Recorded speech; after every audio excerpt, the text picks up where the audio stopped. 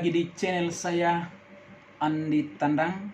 Semoga kalian dalam keadaan yang sehat. Terima kasih juga karena masih setia menonton channel baru saya ini ya. Jadi kali ini kita akan bahas satu topik ya, soal aktivis. Kenapa saya sengaja memilih topik ini soal aktivis? Karena memang background saya juga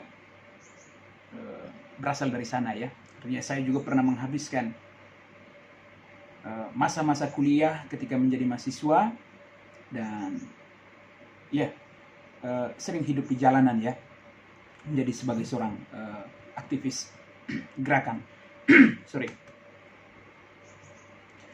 Ada satu pertanyaan yang sering diucapkan publik ya, atau mereka yang non aktivis ya, terhadap aktivis gerakan.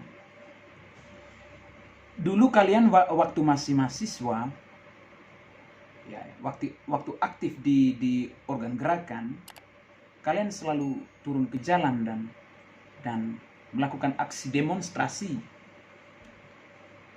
Kalian selalu mengkritisi setiap kebijakan pemerintah yang dianggap keliru atau bahkan menyimpang. Artinya suara-suara perlawanan itu cukup menggema di jalanan, menggelegar di jalanan.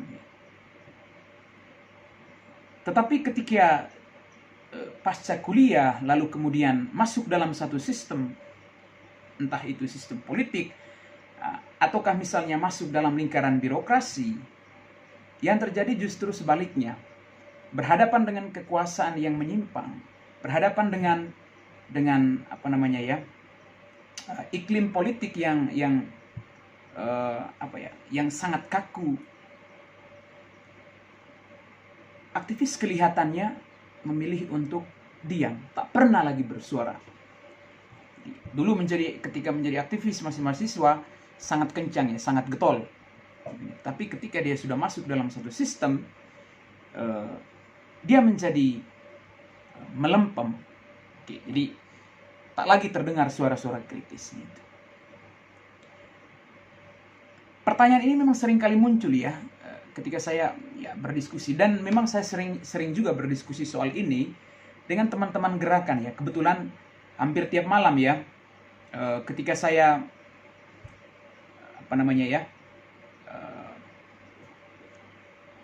di NTT itu, setiap malam teman-teman aktivis gerakan itu dari kelompok-kelompok Cipayung misalnya, dari GMNI, dari PMKRI, dan juga OKP lain ya, OKP lokal ya, mereka selalu datang berdiskusi dengan saya. Dan salah satu topik yang memang juga sering juga kami diskusikan, dan ini juga menjadi permenungan ya, refleksi ya, soal ini, soal aktivis, soal perubahan aktivis ketika dia menjadi menjadi aktivis mahasiswa yang getol menyuarakan kritik terhadap kekuasaan, tapi berubah 180 derajat ketika dia masuk dalam satu lingkaran atau sistem. Ini juga tentu memang bukan hanya untuk teman-teman ya, teman-teman atau senior-senior atau mereka yang sudah purna dalam dunia gerakan lalu kemudian mengambil jalan di luar, tapi juga ini otokritik juga untuk saya ya, sebagai aktivis muda ya, yang mungkin suatu saat nanti juga akan terperangkap dan masuk dalam satu lingkaran politis atau birokrasi yang membuat suara kita ditutup rapat dan kita tidak punya ruang untuk mengkritik secara tajam. Nah, mengapa hal ini bisa terjadi? Oke, sebelum kita lanjut, mungkin teman-teman di gerakan ya tahu ya, atau pernah mendengar atau pernah membaca ya, Suhokgi ya, itu salah satu ya aktivis yang cukup populer dan terkenal ya, dan teman-teman gerakan pasti sangat paham soal sosok aktivis ini. Dan dia memang mati muda ya, di usianya yang ke-26 tahun. Memang dia sangat kontra ya dengan dua rezim berturut-turut ya, Orde Lama dan juga Orde Baru. Nah, pilihan Suhokgi itu memang agak unik ya. Dia menjadi aktivis, lalu kemudian dia memilih untuk tidak masuk dalam lingkaran kekuasaan.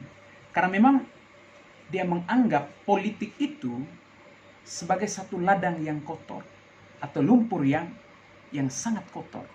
Karena itu ada semacam sinisme terhadap politik.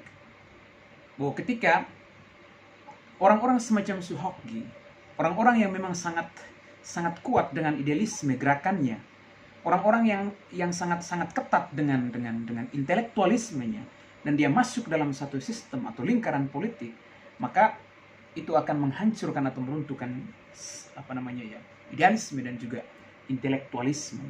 Makanya dia memilih untuk berada di luar jalur kekuasaan, dan dia memilih jalan sunyi untuk mengkritik dari luar, mengkritik kekuasaan, hingga pada akhirnya dia meninggal di usianya yang sangat muda, tetapi dia bisa memegang teguh semangat idealisme pergerakannya ya, dan juga sebagai seorang intelektualisme, karena dia menyelesaikan studi sejarah ya, sastra ya, di Universitas Indonesia. Mungkin tidak semua orang atau tidak semua aktivis gerakan akan memilih jalan sunyi seperti Suhokgi.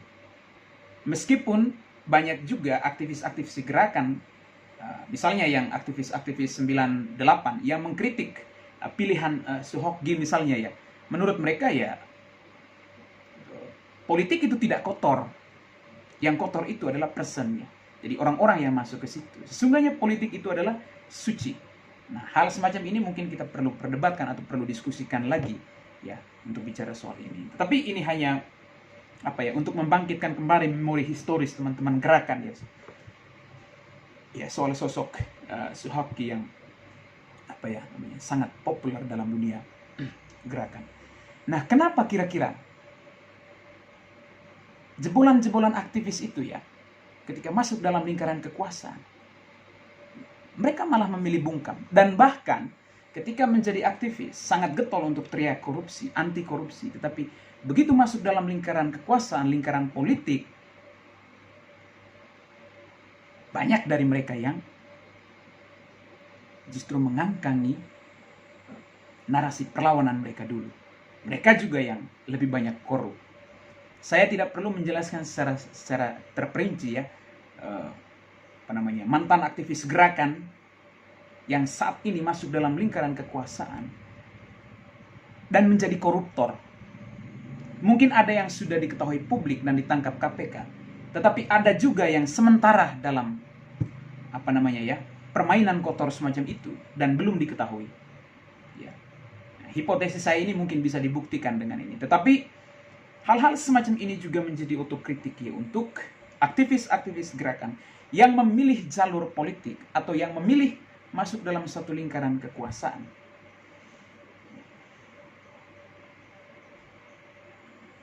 Apa yang menjadi soal? Kenapa banyak dari mereka tidak mampu ketika berhadapan dengan istilahnya ya, kekuasaan atau determinasi kekuasaan yang dalam satu lingkaran politik misalnya, atau dia masuk dalam satu sistem politik, lalu kemudian ketika sistem itu bekerja tidak maksimal, atau misalnya ketika sistem itu bekerja di luar rel, maka dia tidak punya peluang, atau sebenarnya dia tidak punya semacam ruang kritik terhadap sistem itu. Karena apa? Karena takut. Takut bisa saja kehilangan jabatan politik. Takut bisa saja tidak mendapat remah-remah kekuasaan. Ini yang terbaca ke publik. Kenapa kemudian banyak aktivis yang getol bersuara tentang korupsi, yang getol bicara tentang nepotisme, yang getol bicara tentang ketidakadilan. Tetapi pada akhirnya mereka terperangkap dalam situasi semacam ini.